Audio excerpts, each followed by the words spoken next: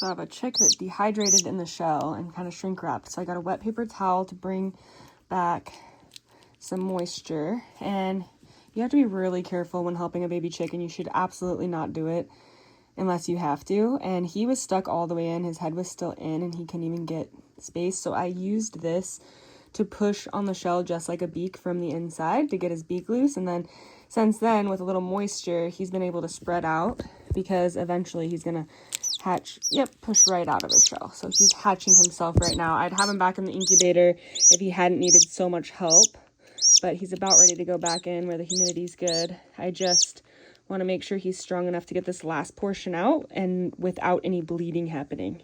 I don't want to use any pressure on these guys because there's a blood sac that will break really easily. If they break any veins, they'll just bleed to death. So I'm kind of letting gravity let him come out of the shell because he's already bursted it, like he's hatched. He's just not strong because he was shrink wrapped and dehydrated for a while. So he's not as strong as he would be if it was a quicker exit, right? I'm just letting gravity let him come out of here a little bit, and we're going to put him back in the incubator now. Little red you do see is actually from like the umbilical cord there. He has not broke any blood vessels. Now she completely has freed herself from the shell, and they're very fragile at the beginning, flopping around, plus she had a rough exit. So we're going to let her get stronger and fluffier in here in the warmth and the humidity. I'm going to cover her back up with a blanket, and we'll check on her in about an hour. Here she is walking around, so she's gonna be just fine. I'm gonna leave her in there for a couple more hours to dry off.